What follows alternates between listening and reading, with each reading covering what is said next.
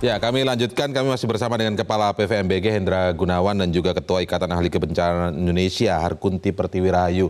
Nah, kali ini saya ke Bu Harkunti kembali, Bu. Tadi kan kita sempat juga sebelum dialog ini kita mulai ada pernyataan dari Presiden begitu ya yang kami rekam oleh tim liputan kami yang menyebutkan bahwa ini harus dibangun kembali, pemerintah akan membantu renovasi rumah-rumah korban sesuai dengan skala kerusakannya, tapi harus dibangun sesuai standar wilayah yang rawan gempa.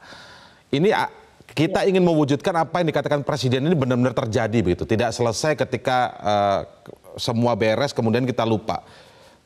Pertanyaannya tadi, bagaimana memastikan literasi tadi, ternyata kita tidak minim literasi, kita punya literasinya, kajiannya bahkan komprehensif, masalahnya bagaimana itu tidak diterapkan di peraturan.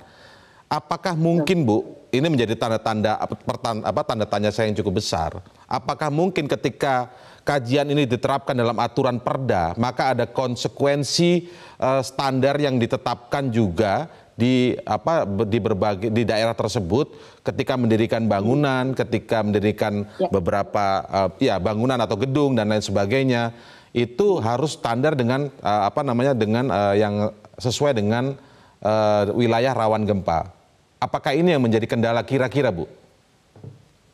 Nah, ini kan kalau kita bukan ranah saya ya, bidang politik seperti ini ya. Tapi tentu saja banyak pertimbangan ya kalau kita tetapkan, apalagi dengan data yang detail tadi yang kita diskusikan, disampaikan Pak Hendra juga, bahwa memang kajian itu harus detail. Karena kalau diterapkan seluruh Kabupaten Cianjur kan luas. Dan akan merasa tidak fair untuk yang zona merah, zona hijau, itu diterapkan satu aturan yang sama. Makanya pentingnya tata ruang itu di situ dengan mempertimbangkan tadi aspek misalnya building code. Nah memang ini tadi ya kalau bicara building code ujung-ujungnya adalah izin bangunan. Izin bangunan ujung-ujungnya adalah perencanaan dari bangunan tersebut. Apakah betul-betul sudah mempertimbangkan aspek keamanan terhadap gempa. Nah ini tentunya prosesnya panjang. Ya memang ada juga pertimbangan apakah itu menjadi repot atau dan lain sebagainya. Misalnya mungkin nanti bisa ditambahkan oleh Pak Hendra. Dengan menaikkan tingkat ya maksimal atau worst case scenario dari gempa hanya 0,1 saja, bukan berarti mudah. Ya karena cost yang keluar akan jauh lebih besar, tidak linear ya, 0,1 naiknya misalnya dari standar tadi maksimal terjadi misalnya 6, sekian dinaikkan sebagai standar itu juga tidak mudah. Nah oleh karena itu ini biasanya ada ya banyak problem sebetulnya kalau kita bicara masalah sosio, politik, ekonomi, semua menjadi satu. Harusnya semua itu dihilangkan, yaitu demi keselamatan. Berapapun kosnya itu adalah tanggung jawab bersama, baik pemerintah maupun masyarakat maupun dunia usaha. Terutama kalau yang saya concern fasilitas publik. Nah fasilitas publik ini kan betul-betul menjadi killing field kalau tidak mempertimbangkan aspek kebencanaan. Fasilitas publik apa? Saya lihat banyak kerusakan gedung sekolah, banyak kerusakan perguruan tinggi, rumah sakit. Ini kalau saya lihat gambar di Metro TV saya nangis. Ini tetangga kita dari Bandung ya Cianjur, kok bisa seperti itu? Padahal di Bandung banyak orang-orang pintar ya Pak Hendra. Tapi kok bisa kita tidak terperhatikan seperti ini? Saya terus terang nangis. Justru dan itu berkali-kali yang sedang kita ulas ketika banyak orang pintar, ya, banyak yang melakukan analisis, banyak melakukan kajian. Artinya bukan masalahnya bukan literasi, Bu. Tetapi kajian itu diterapkan, kan begitu yang sedang kita bahas ini. Makanya kita ingin tahu literasi, apa sih masalahnya. Kalau kita mundur ke belakang lihat di situ adalah daerah wisata, ada villa yang banyak berdiri di sana segala macam. Apakah dengan aturan ini nanti soal investasi daerah dan investasi swasta masuk ke situ akan susah dan lain sebagainya, itu yang menjadi pertanyaan kan? Itu bagian dari literasi, Mas Indra. Kalau kita bicara literasi bukan kita dari scientific ya memberikan informasi, tetapi yang menerima itu juga bagian dari literasi. Misalnya kalau kita bicara itu, apakah mereka paham ataukah mereka hanya terima dokumen kemudian masuk ke laci? Itu juga bagian dari problem literasi. Karena apa? Pimpinan daerah itu adalah pengambil kebijakan. Ya memang PR kita banyak ya. Kita ada pergantian pimpinan setiap 5 tahun atau 10 tahun. Itu tugas kami di sini adalah bagaimana selalu membuka ya literasi, isu literasi itu agar membuka wacana mereka. Kita bangun budaya sadar bencana tuh jangan hanya di masyarakat, justru di pemerintah daerah. Masyarakat ini kan tinggal ngikut ya, manut apa kata pemerintah. Ya, tapi juga masyarakat quote and unquote, misalnya dunia usaha dan sebagainya. Bisa aja bandel pemerintah ngomong gini dan sebagainya. Oleh karena ini harus sama-sama kita lakukan, nggak bisa hanya Oke. dengan salah satu komponen dari pemangku kepentingan. Itu Mas Indra. Nah, itu dia. Soal kepentingan itu yang kita khawatirkan, semoga itu tidak terjadi untuk masuk perda dihambat karena faktor bisnis ya. Kita semoga itu tidak terjadi.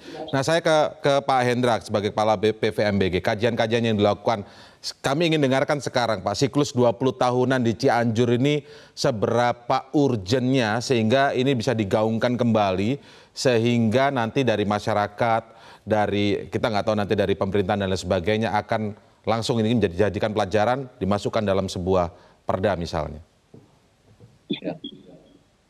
Jadi gini Mas Indra, kita juga berkembang ya, ilmu pengetahuan, pengalaman juga berkembang. Ini kita pernah ada sesar opak yang ada di Jogja ya, kemudian terakhir tahun 2006, kemudian gempa Kasama di Sumatera Barat, itu menunjukkan bahwa jelas ya, garis-garis patahan seperti itu berpotensi ke depan terjadi. Nah ini dengan berkembangnya metodologi yang ada dan kolaborasi data mulai terbuka. Dulu memang ada agak sulit ya saya bilang ya. Sekarang kita lebih cair antara dinding dengan sektoral ini, kita bisa melihat data-data dan menggabungkan secara komprehensif. Nah akan kita dorong terus ini Mas Indra. Karena dengan adanya itu, apa yang kita cita-citakan tadi, pendetilan itu insya Allah bisa terjadi ya, termasuk kerjasama dengan instansi lain atau asing atau ya unit penelitian lain. Kita dapat ini sebetulnya di Gunung Gede ini ada bahan rombakan sebetulnya kalau kita lihat ya dari hasil penelitian sebelumnya, apa yang terjadi di sini merupakan daerah vulkanik masa lalu luas ya, dari lereng Tenggara ini sampai lewat kota Cianjur. Kalau diperhatikan merupakan, nah ini informasi seperti ini sebetulnya kita kedepannya ingin koreksi lagi nih di mana saja. Jadi kalau tahu seperti ini kan kita bisa hindari dari awal walaupun masalahnya daerahnya sudah ada di sini. Ini masalahnya ya tadi tarik-tarik kepentingan, kebijakannya seperti apa tidak mudah karena dengan kondisi semua yang kondisi diperhatikan juga masalah kos juga ini seperti Bu Harkuni sampaikan, masalah kos biaya ini juga jadi masalah ya. Sebagai contoh nih di gerakan tanah ya, paling enak memang dengan engineering ya semua, tapi harganya mahal. Kenyataannya banyak daerah-daerah terpencil atau desa kecil yang terkena. Apa mau kita perlakukan pakai metode seperti itu teknologinya? Ini juga yang harus kita duduk bersama nih, cari mana yang paling cocok semuanya ya, untuk ekonominya, untuk tata ruangnya tadi. Nah ini yang perlu kita kembangkan terus nih dengan kolaborasi. Baik, itu PR besarnya. Baik, Pak, sedikit saja untuk kawasan Gunung Gede yang tadi sempat disinggung juga oleh Pak Hendra, sejauh ini kajiannya seperti apa Pak untuk wilayah di sekitarnya juga Pak, sekitar Gunung Gede tersebut. Apakah masih aman Pak?